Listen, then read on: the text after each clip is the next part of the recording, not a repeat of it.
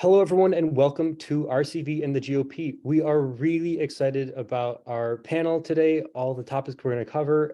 It looks like we've got quite a number of folks here for a beautiful, beautiful evening. So thanks for sharing your Tuesday evening with us. I'm going to go quickly over the agenda of the evening. We're going to start off with Lisa Aero. She'll talk for about 10 minutes about what's happening with ranked choice voting across the country, some of the highlights, some of the concerns that are coming up. There's a lot to talk about, but we'll go through that quickly and then get to our main event, which is our panel with three experts at talking to members of the Republican Party about ranked choice voting. And I'll let them introduce themselves when the time comes. And of course, at the end, we'll do some Q&A with the audience. So make sure that as the event goes along, you put your questions in the Q&A portion. You can see the Q&A down at the bottom of your screen. It should be little quote boxes with the Q&A. Click on that and send your questions in, and we'll answer them at the end. All right, Lisa, would you like to take it away and tell everybody what's happening with ranked choice voting across the country? Sure. Thank you, Ben. Thanks, everyone, for coming out tonight to our webinar on ranked choice voting and the GOP, highlighting conservative support for ranked choice voting around the country, and some opposition. We'll be candid about that. I'm going to just speak, I hope, less, even more briefly than Ben suggested, so that we can get to our panelists. And in particular, since we haven't introduced our panelists, I just want to acknowledge that we have representatives from 3 states that are using ranked choice voting: Alaska, Utah, and now most recently Washington State. So I'm not going to talk about anything that's going on in those states because you're going to hear plenty. But let's just start at the outset. We're beginning a webinar. There may be some of you listening who are beginning your journey to learn about ranked choice voting. So what is it? RCV, ranked choice voting, a simple change to the ballot that lets you rank the candidates in the order you prefer them: first choice, second choice, third choice, and so on. You don't have to rank, but you can if you want. So you start by just putting down your first choice like always, and if you have a backup choice, you can put that down. That way, if your vote can't count for your first choice because they don't have enough support, you haven't wasted your vote. Your vote isn't wasted, it goes to your backup. So that's a reform that doesn't benefit any particular party or ideology. It simply gives voters more voice, more choice, more say, incentivizes candidates to reach out more broadly to voters outside of their narrow political base, and ensures that winners have the broadest possible support. And you'll hear tonight from our panelists how it's working in the states that they represent. But when we are here in Washington State, we're still at the beginning of our journey. Unlike in Alaska, you'll hear tonight, they've already adopted it statewide, and Utah has ranked choice voting underway in more than 20 cities.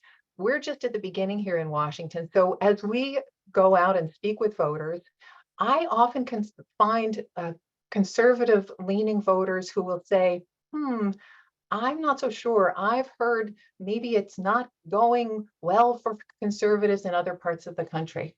So here tonight, our panelists are going to be addressing those questions. Well, so I want to just set a little bit of the table for what really is happening around the country with ranked choice voting, highlighting where we are seeing conservatives get quite interested. And let's just start with one name: Glenn Youngkin, governor of Virginia. It was widely anticipated that the Republicans were going to lose that governor's race in 2021 in Virginia. And the GOP there decided that they wanted to make sure that the candidate they nominated would have the broadest possible support and that the party could be unified behind that candidate. So they decided to use ranked choice voting in their nominating process. And they hit it out of the park, so to speak. They nominated candidates not only for governor, but for lieutenant governor and attorney general, and swept all 3 of those statewide races in 2021. So the Virginia GOP has been quite happy with the way ranked choice voting is working to help them pick candidates who are electable in the general elections. We're also seeing broad and continued support for ranked choice voting in 5 southern states that use ranked ballots for their military and overseas voters: Alabama, Georgia, Louisiana, Mississippi, and South Carolina. All of those states send ranked ballots to military and overseas voters to make sure that those voters can have a say if there's a runoff, because those are states that have a runoff rather quickly after following the general election, if no candidate breaks 50%, and they don't know ahead of time whether there will be a runoff election or not. So they use ranked ballots, and they have for some time.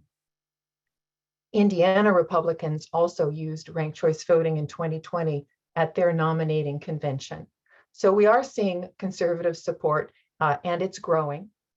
Conservative think tanks that have weighed in recently in favor of ranked choice voting include the Cato Institute, R Street, and the American Enterprise Institute, among others.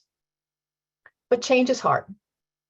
We're also seeing some ranked choice voting legislation that has banned the use of ranked choice voting in a few states that weren't even using it, but the state legislature in those cases decided to go out of their way to say, no, we won't allow it here.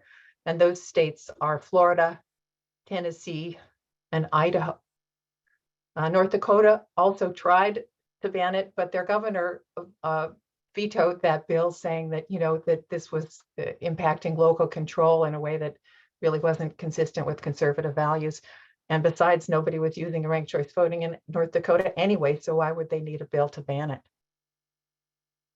I'll add for the national landscape that we're also seeing 2 states now we're watching that are in process of adopting ranked choice voting statewide, may soon be following: Maine and Alaska, and those are Minnesota and Nevada. So it's quite a mixed bag. We certainly don't see conservatives lining up on one side or the other of this issue. So I look forward to hearing from our panelists tonight what their perspective is. Thank you.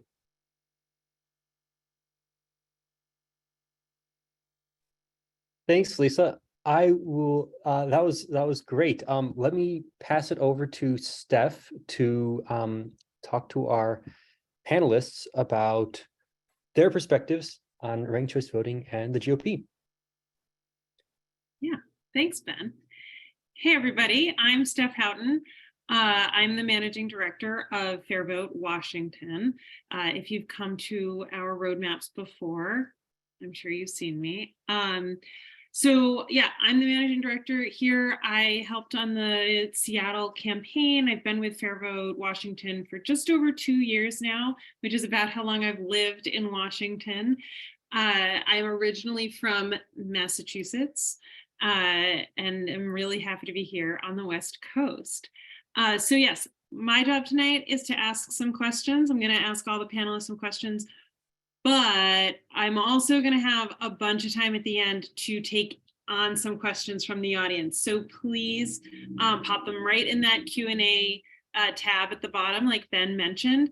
And just because you pop them in right now doesn't mean I'm going to ask them right now, but please get those questions in so that we can make sure to get in as many as we can.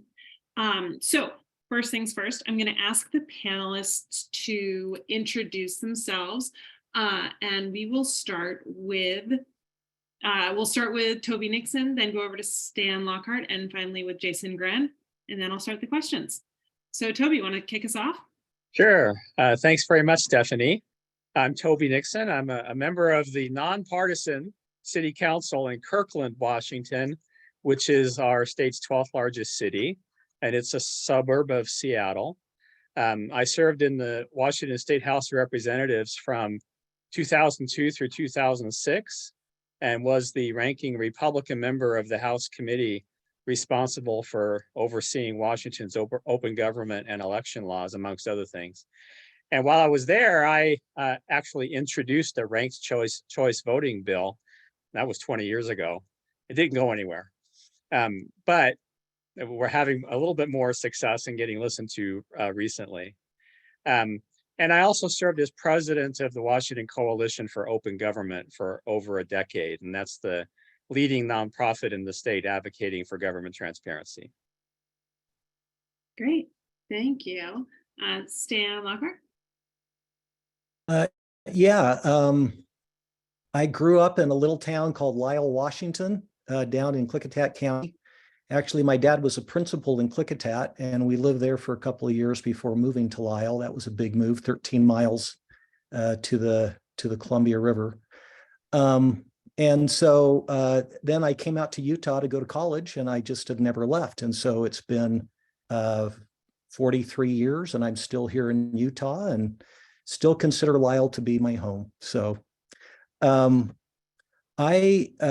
been chairman of the county GOP party. I've been chairman of our state Republican Party here in Utah. My late wife, Becky, was the first and only woman to be Speaker of the House in the state, and she served for 16 years in our legislature. She was ranked consistently as one of the most conservative legislators in the state while she was there. And I consider myself to be passionate about the principles of the Republican Party. 25 years ago, conservative grassroots activists brought ranked choice voting to the Republican Central Committee. They wanted to use ranked choice voting in our conventions. And if they were in favor of it, I had to be opposed because I was the establishment. And it didn't take much more than that to be against ranked choice voting. And then the other thought in my mind was, wait a second, I know how to game plurality voting. I know how to win under plurality voting, but I don't know how to win under ranked choice voting. And so I don't want to lose that advantage that I have by supporting a new form of election. And so I resisted it, and then we started using it in our conventions. And again, it was the most conservative members of our delegates, as you will, who chose to use it. And then we took 10-hour conventions, and they took 3 or 4 hours. And I thought, well, what's not to like about that? And then we saw that the outcomes were relatively similar to what we would have with plurality voting.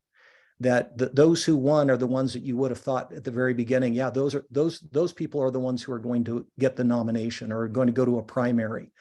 And sure enough, ranked choice voting produces outcomes that are very similar to plurality voting. And so there came a time where I decided to look into it a little more deeply, and I started studying it. And my first question was, what would America's founders have thought about ranked choice voting? They never talked about ranked choice voting or the method of election in the Constitutional Convention. That wasn't a part of the discussion. They did talk about how to elect a president, and they had numerous votes on that and came up with our electoral system that we have today. But they didn't talk about how to run an election. But as I look back, they did give us some hints. So here is a famous quote by Thomas Jefferson. And I got to remember it. An informed citizenry is how did he put it? The greatest threat to our liberty is an uninformed citizenry, something like that. Ben Franklin, of course, the famous quote is he comes out of the Constitutional Convention and the lady says to him, Dr. Franklin, what do we have, a republic or a monarchy? And he says, a republic, if you can keep it. And why did he say that? Because as they studied republics, they had discovered that every republic in history had failed. And they recognized that the vote was one of the key parts to keep that republic, that the public had to have confidence in their elections. And they had to be engaged, and they had to be knowledgeable. They wanted those who understood what was at stake and who was running and what they stood for. Those are the people they wanted to vote. And so as time has gone on, I've become quite a fan of ranked choice voting. It works in Utah now. We have a municipal pilot 2 years ago, 23 cities representing 40% of the voters in the state of Utah opted to have ranked choice voting elections.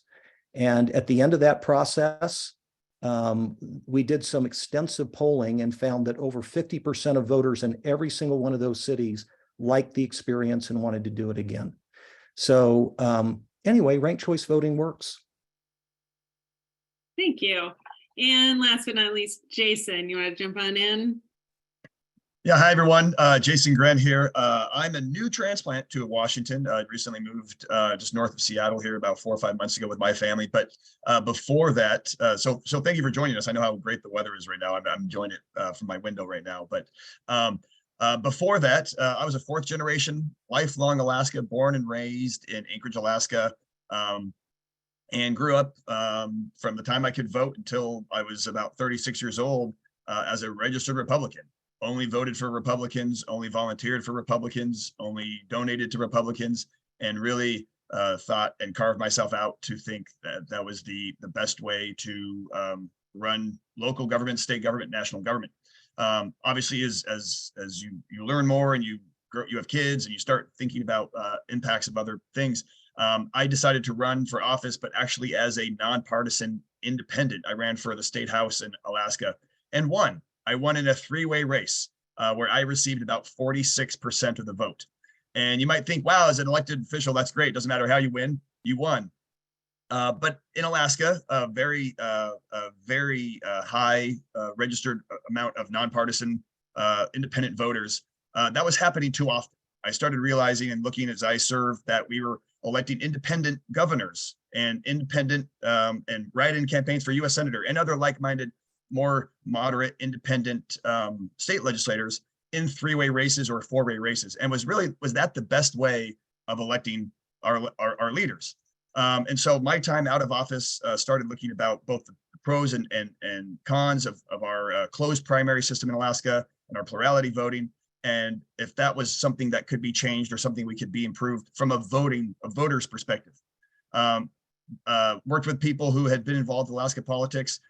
We had a ballot initiative started thinking about it and carved out of stone this great ballot initiative that did three big things. One, it changed our closed primaries to an open primary where the top four vote getters would move on to the general election, regardless of their party affiliation. Just the top four vote getters would move on to the general election, where the general election voters would use ranked choice voting. And got to be a part of that ballot initiative group.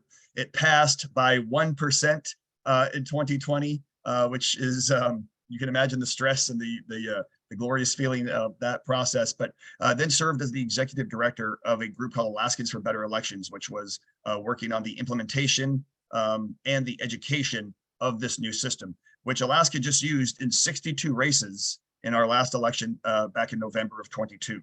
And Alaska is known as a conservative-leaning, libertarian, very independent kind of state. As I mentioned, about 63% of the voters in Alaska don't belong to one of the two major parties. So what did ranked choice voting do? Did it change the state blue? Did it change everything in an upheaval? No, it did not. We have a Republican governor in Alaska.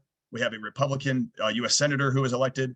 We have a state house that is the majority with Republicans, and a state senate that is a bipartisan majority, but also has a majority of Republicans. So it stayed the same, but what it did was change some of the incentives, and it changed who the candidates who maybe are Republicans, how they are willing to compromise and look towards better solutions as opposed to finger pointing and partisan bickering, and really changing Alaska's path for better.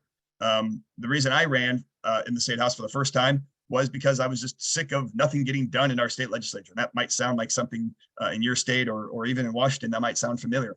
And I wanted to be part of a solution. But you can elect as many independents or great thinking people, but if you can change the election system, that changes the incentives for people to do what's right as opposed to what's best for their party or what's best for them to get reelected. Something like ranked choice voting actually does change policy for the better and makes for a better future for my family, for your family. And these last few years, I've come to realize that ranked choice voting and other reforms like open primaries and others really can, from a voter's perspective, get voters involved, get better candidates, and really make for better outcomes. So really excited to share about Alaska experience and hear from others about what's going on and learn from others. But really appreciate being on tonight. Thank you. Thank you, Jason. Okay, so I'm going to start with some of our questions. And again, gentle reminder, please put your questions in the Q&A. First question for everybody. What is a common misconception you come across when talking about ranked choice voting with your colleagues? And we will start with Toby. You are muted, Toby. Sorry about that. And there was a little background noise and I muted myself and forgot to unmute. So there's a couple of things that come to mind for me.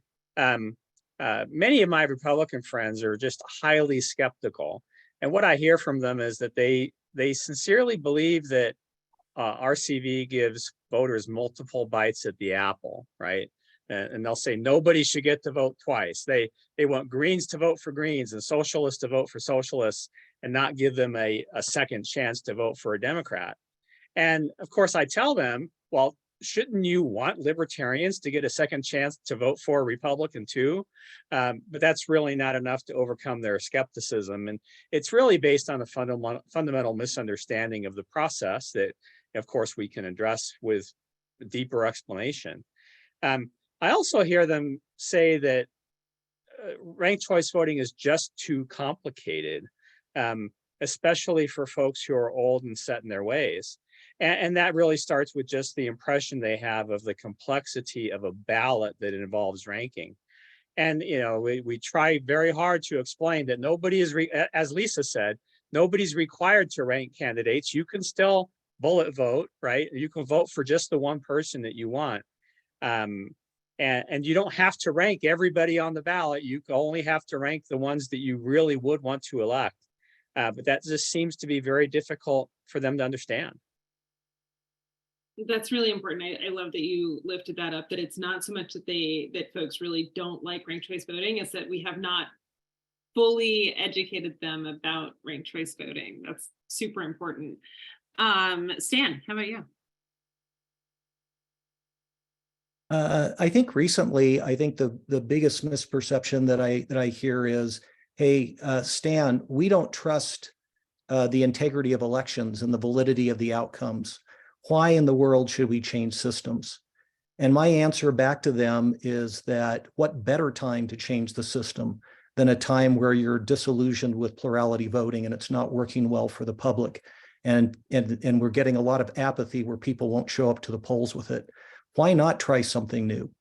And sometimes it's difficult to get people to see that, but it goes to the definition of insanity, which is doing the same thing over and over again and expecting a different result. And so if you want to improve elections, then let's change the incentives and make it a better system so that we can have better elections. I really appreciate that. My background is in candidate campaigns, and I feel like we spend a lot of time talking about how this one candidate is going to change everything. And I love my candidates, but none of them are going to change anything. We got to change the whole system. That's a really important point, Stan. Thank you. Jason. Yeah, you know, speaking of candidates, we often were told, well, if candidate has to reach out to other people, this is just going to water down their philosophies, or that if I really believe in conservative values and this is my conservative candidate, he's going to have to flip-flop or change or change how he thinks about policy.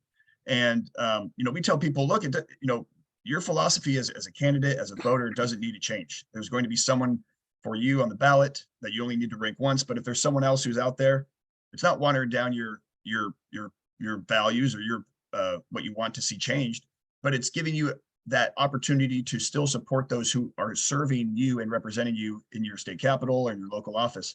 And as a candidate, it does the same thing. You allowed to, be firm in your values, say your policies, but what it does change is those candidates have to talk about that with more voters.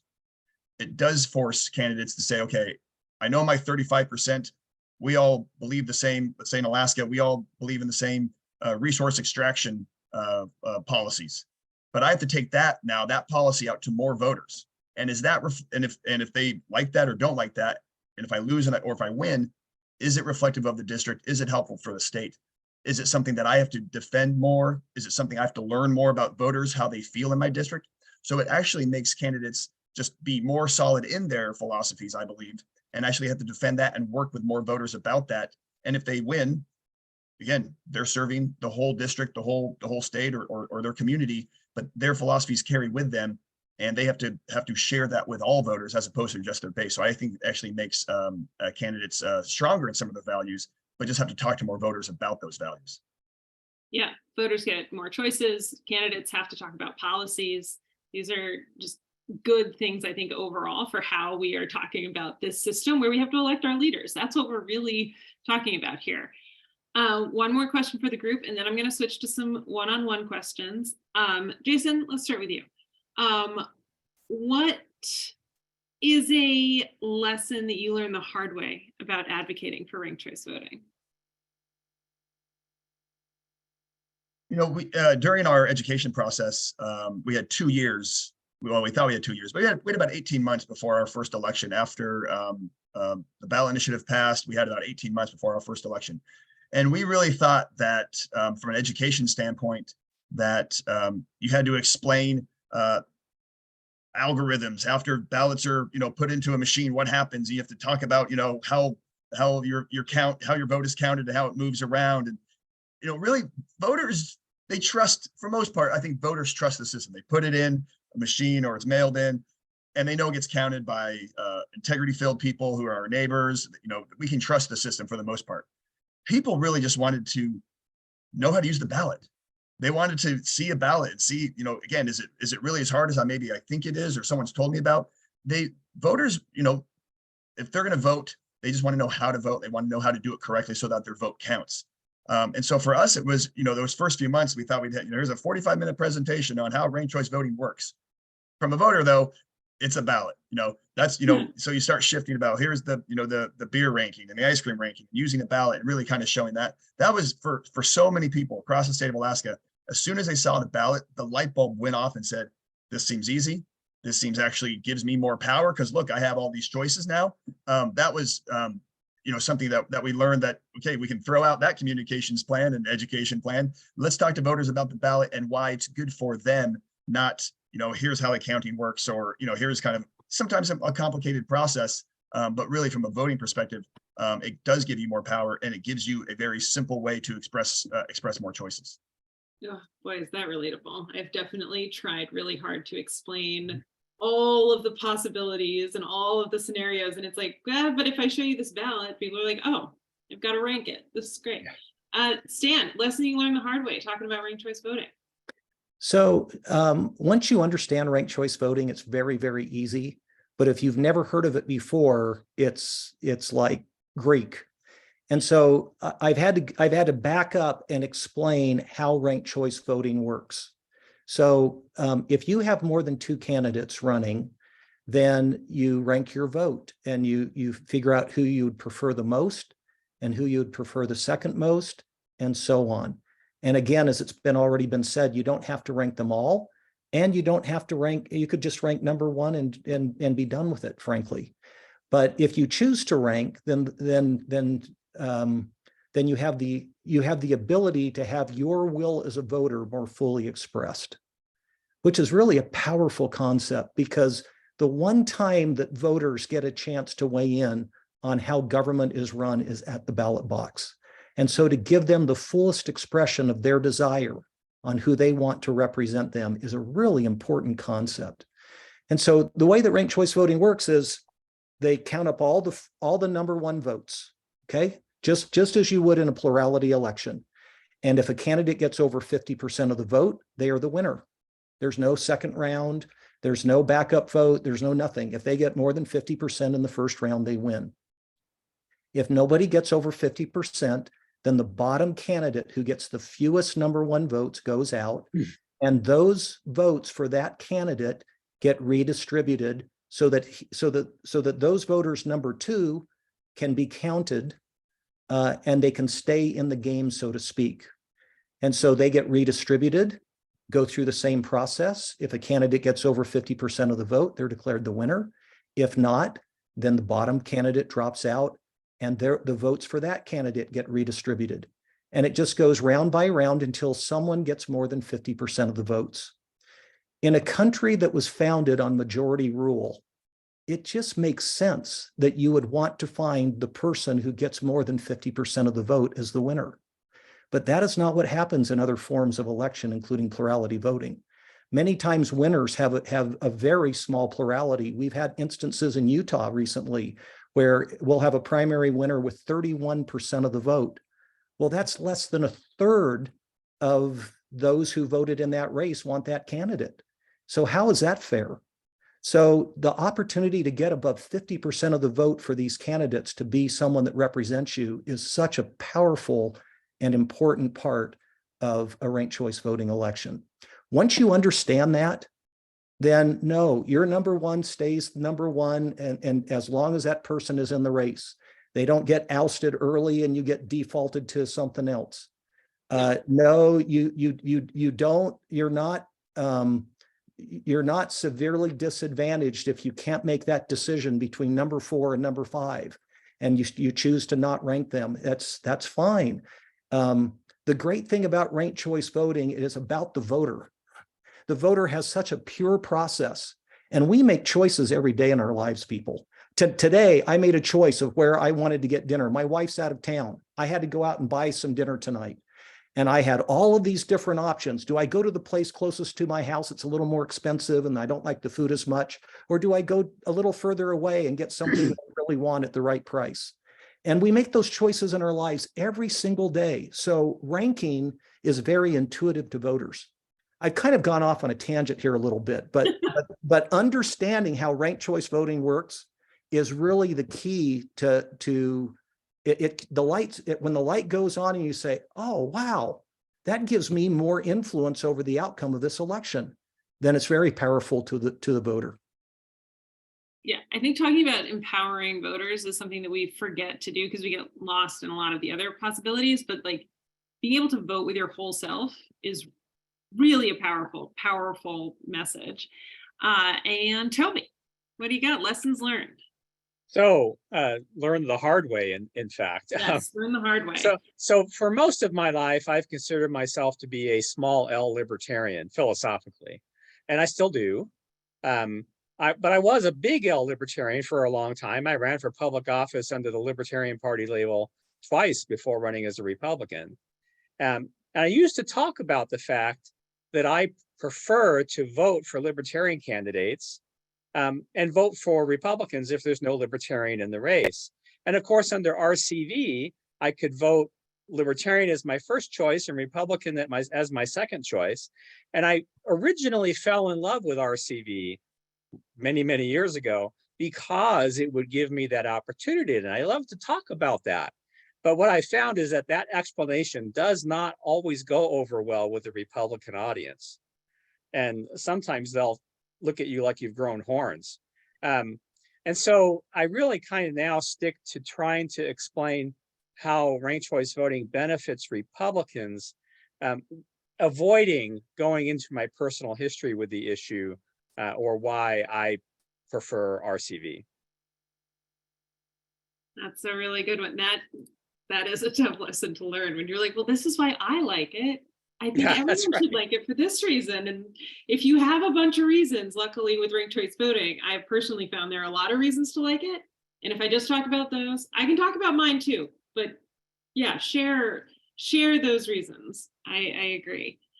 All right, we're gonna do really quick. I'm gonna have a different question for each of you. We'll start with Stan this time. You've been a leading voice, and I know you kind of talked about this a little bit, but we'll see where this one goes. You've been a leading voice of support for ranked choice voting in the Republican Party for a long time. How have you seen your fellow conservatives' views shift as RCV becomes a more prominent issue? You know, it's really funny. For a long time, there was almost no pushback. For quite some time, it was really there was a lot of curiosity. And people were willing to take a look at it and to dive deep into it. And almost always they would come out saying, plurality voting is terrible. There are so many problems with plurality voting. Why not ranked choice voting? Because it's better than what we have.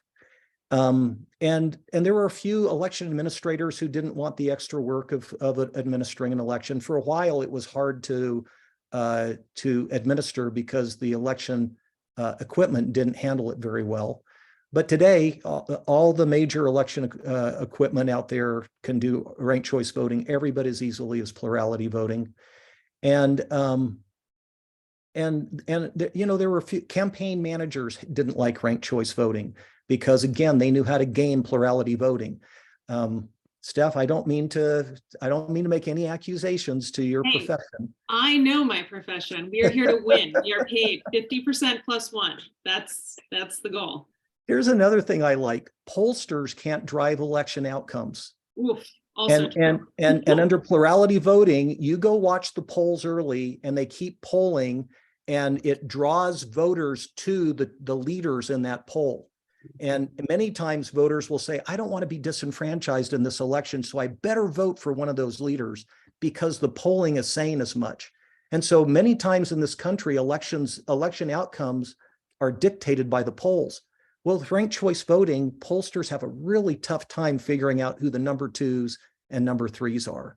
And so they're no longer able to drive the outcomes of these elections. I like that.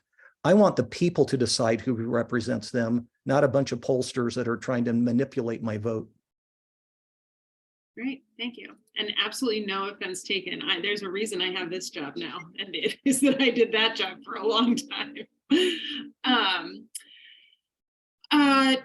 Toby, as a local elected official or a local official, what benefits would ranked choice voting bring to your jurisdiction or to the smaller jurisdictions specifically?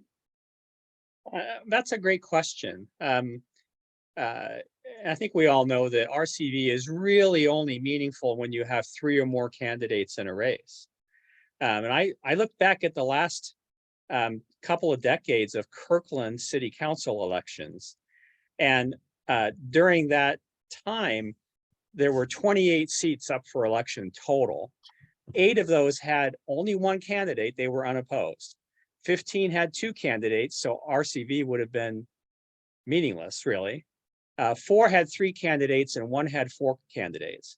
So in 5 out of 28, RCV might have made a difference if people could have expressed a second choice, right? And maybe it would have actually made a difference in 1 or 2 of those 28 races where you had multiple credible candidates. But the bigger question for me, and which I think gets to the point of your question, is who might have run if they knew RCV was going to be used instead of, first past the post? What would happen if instead of 7 separate citywide positions, some or all of them were by district, so the campaign could be less expensive and more focused? And what if instead of picking a single position, the city were treated as a single multi-member district with all the candidates running against each other, people having as many votes as there are open seats, and using RCV to identify the 3 or 4 most preferred out of the 7 or 8 or 9 candidates running that year, all in one pool. And so if you had these various reforms and different ways of conducting elections, how diverse would the candidate pool be if people knew that that's the way the election was going to work? And I guess my point is RCV is just one of several reforms that could be implemented to make it possible for more people to run and have a real chance of getting elected. But I do see RCV as an important part of that. Yeah, I think that's right. It matters in small areas, big areas, because again, it's who's going to run, who feels like they now have the opportunity to do that. All right, Jason, this is going to be the last question, everybody, before we jump to audience participation questions. So get those questions in. Jason, while Alaska is often seen as a conservative state, it is known for having a lot of independent voters who don't always identify with a single party. How did you see that play out as you talked to voters about ranked choice voting? Yeah, so as I mentioned, Alaska has the highest number of registered voters who don't belong to one of the 2 major parties. About 63% of Alaskans are self-identified nonpartisan voters. And so before our new system, in a closed primary system, you have a lot of people who, again, consider themselves independent, who want to vote for Republicans on one race, but maybe vote for the independent or a Democrat in another race, and they weren't able to do that in a closed primary system.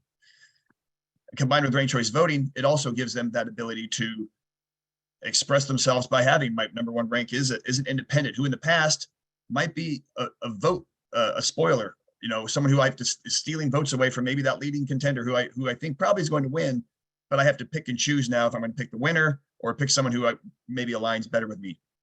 This new system allows all Alaskans to choose who they want without that feeling of that spoiler or having to, you know, pick the lesser of all the evils. And it is more representation of what Alaska truly is. As I've mentioned, we've elected independent governors. We've elected independent state legislators. And now the system allows for that to be more reflective of what Alaskan voters really want. You know, many times, again, even as a Republican, you know, I look at a primary and go, oh, these are the only people allowed to choose are people who are registered Republicans. Well, that's not who I am. What do I do about that? And so again, this new system it works very well with the Alaskan voter. The parties of Alaska, you know, have said out loud during the campaign that said this will make the parties extinct in Alaska. And when you have 63% of your voters who don't belong to a party, that's actually a benefit. They go, well, we don't care about parties. We care about the people we want to choose as our elected leaders. And so I think for a lot of voters, just your everyday voter, that kind of signaled to them like, oh, they're not against this because of maybe the reasons they've said out loud. They're saying the quiet part out loud now. This is about their control. This is about their gatekeeping, about keeping their candidates and their elected officials in line, as opposed to giving the voters more what they want or incentivizing elected leaders to do the right thing. So voters in Alaska, I think, for the most part, really understand the benefits of ranked choice voting because of that independent minded spirit when it comes to voting. And they have seen the power of what ranked choice voting to do on their own reflection of their own values. So it was pretty cool to watch it happen in real time this past election. I bet. That's cool. And I'm really excited to see like what continues happening, how that grows in Alaska. That's going to be really great to watch. All right. Our first question comes to us from, and I do apologize if I'm mispronouncing anyone's last name or first name for that matter, but Alex Shocking would like to know, what are some things that progressives advocating for ranked choice voting do that turn off potential conservative voters? And everybody jump right in.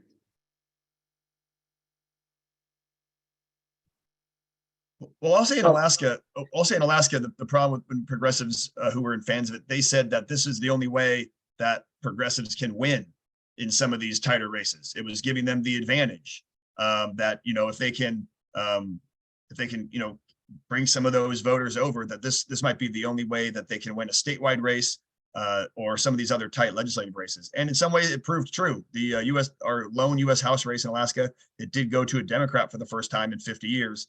But that had nothing to do with, you know, being a Trojan horse to help a progressive win. It had more to do with the candidates in that race and how those candidates acted within that race. And as I mentioned, Republicans won across the board anyways. But it seemed like when progressives say, well, this is the only way we can win, we need a new system.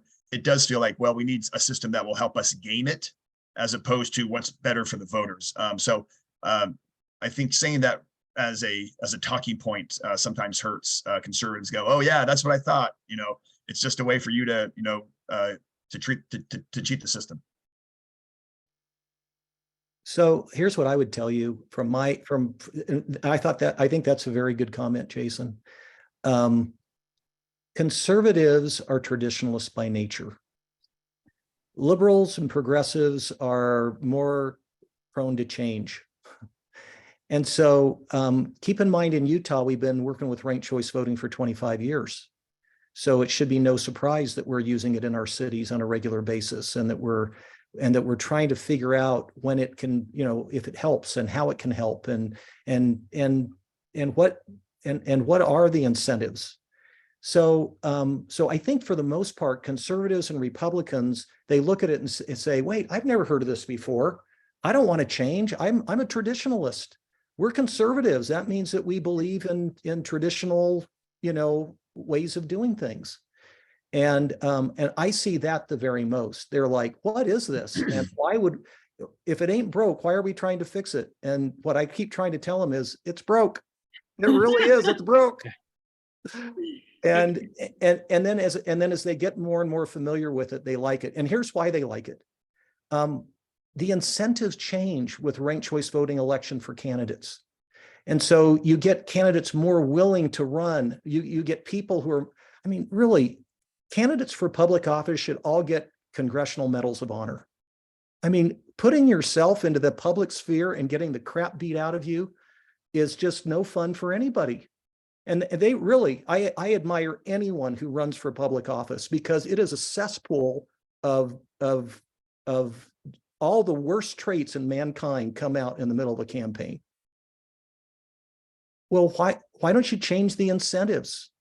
Let's make it so that instead of the incentive being to beat up on your opponent and tell a bunch of lies about them, the incentive is, oh no, you need to figure out what the issues that your opponent has and lean into those issues so that their supporters might make you number 2 on the ballot. And you get to talk about issues more, because these voters care about the issues and they care about a vision for the future of their city or their district. And it's the incentives, and candidates need to appeal to all voters, not just the narrow base of their support. And so instead of throwing out red meat Republican messaging to a small group, or even a larger group, they've got to just expand that a little bit and try to persuade others as well, who might not be quite as avid, that their message applies to them too, because they represent everyone in their district, not just that small group that they hope to vote for them to get a plurality win in a plurality election. And so the incentives are so much better for candidates, and there's so much more civility. Now, I got to tell you a quick story. Civility is relative. So New York City implemented ranked choice voting, and New Yorkers, I mean, I took a taxi ride in New York once, and I learned new words that I had never heard before in my entire life. And I saw gestures that I had never before seen that I'm pretty sure I shouldn't repeat.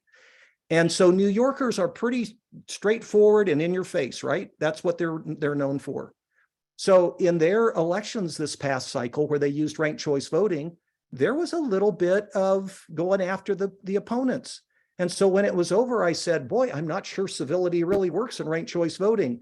And all of the wise political people I talked to said, oh, you have no idea. That was the least uncivil election that we've ever had.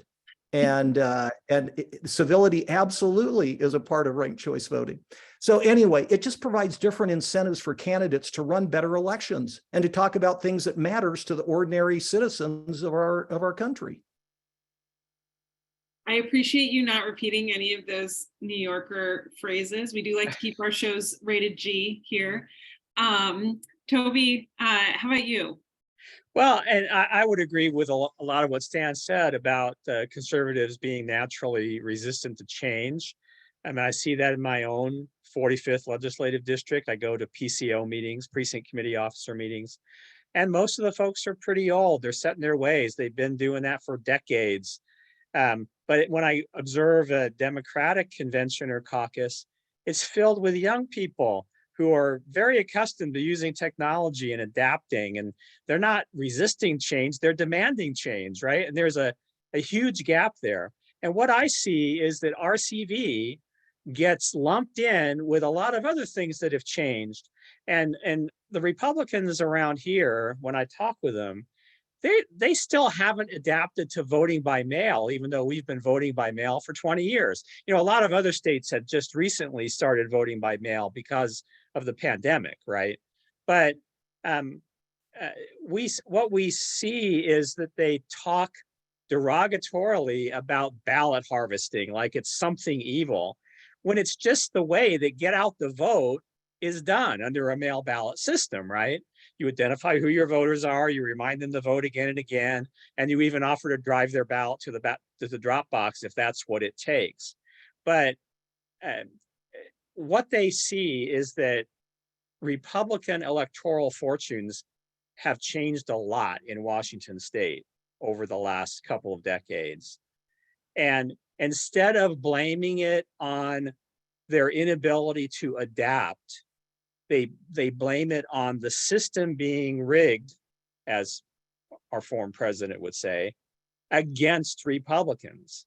And so I think that's the hardest thing is the lack of adaptation by Republicans. And I think that they just see RCV as just one more thing that they don't want to adapt to. Let me pitch in Maine, they adopted ranked choice voting in some of the Maine elections. Republicans opposed it from day one. They did not want ranked choice voting in Maine. And so the voters went ahead and voted it in. And for a couple of election cycles, Republicans kept campaigning as if they were running plurality elections. Yeah. But in the last couple of years, they have embraced ranked choice voting, and they're now using ranked choice voting strategies for their candidates in the elections, and they're starting to have more success. And if you talk to some of the Maine Republicans, they're kind of like, look, we're not thrilled with this, but this is the process we have, and we think we can win under it if we'll just use ranked choice voting strategies. And so, yeah, to the point of we're slow to change as Republicans, but once we understand something and dig deep and figure out the whys, then we do fine with whatever we decide makes sense.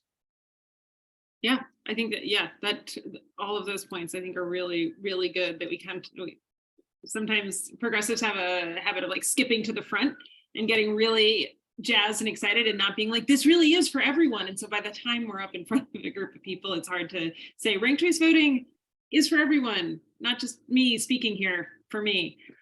This question is actually for Lisa, who is not on your screen right now, but hopefully will be soon. Lisa, can you talk a little bit about how do the current top two going on to the general in Washington, for example, relate to the ranked choice voting top three or top four? Top four, for those of you who are a little bit newer to the process, top four is what they have in Alaska. And here in Washington, we have top two voting. So Lisa. Yeah. And thank you for asking that question. It's so good. We were chatting a little bit before the webinar started with our panelists, and we were just noticing that all three, Toby and Jason and Stan, represent jurisdictions that use ranked ballots in a slightly different way. In fact, the words ranked choice voting really describes the ballot, and there are some different ways of using it. But here in Washington right now, we do have this top two system that only Washington and California have. And one of the things we've been working very hard on for the last few years is a local options bill that would allow jurisdictions like Toby mentioned, the city of Kirkland, to be able to use ranked choice voting in the most meaningful way, which would be not to require the city of Kirkland to always send the top two vote getters to the general election, but to use ranked choice voting something more like Alaska would be very appealing, where certainly if there is a large field of candidates, 10, 12, 15 candidates, go ahead and have a primary, but send the top, like Alaska sends the top four vote getters. So voters have more meaningful choices in the general election. So Washington still has ahead of us to make a choice about what policy we will have, but Fair Vote Washington is very interested in the Alaska model, and again, which would be something on the order of have a primary if you've got a very long list of candidates. If you don't, if it's just 3, 4, 5 candidates running, taxpayers don't need to pay for a primary in that case. Go ahead and just send all the candidates to the general election. And I hope that helps answer your question. There are different ways of using ranked choice voting that are happening around the country, and it's fascinating time to be learning, how voters and candidates are responding to the variations. Thank you, Lisa. Yes, and I just want to bump what Lisa said, that there are a lot of ways to be working on this. And I have to say that I've worked in a lot of states. I haven't counted recently, but I've worked in a lot of states, and folks are already voting differently. This is not that's not new or particularly crazy. Folks are voting differently. They're voting the way that their states want to vote. And I think ranked choice voting is just like a really good option for a lot of states. Thank you, Lisa. Okay, this is going to be the last question because we're coming up on time. And before we get to the last question, I'm going to take moderator's privilege and pitch an event that we're doing in person in Tacoma on Saturday. If I'm lucky, my friend Ben will drop a link to the event in the chat, hint, hint. So we're going to do one more question, but please do, Rob Ritchie, the CEO of Fair Vote, is going to be in Tacoma, along with Cynthia Terrell, who's the head of Represent Women. And it's an advocate roundtable. We're going to have some really good snacks. It's at Parable in Tacoma. Click on that link to find the address and more details, but we'd love to see you. Please come. We haven't done an in-person event in a while. I'd love to see some more in-person faces. Okay, back to business. Last question, and then I will hand it to Ben to sign off.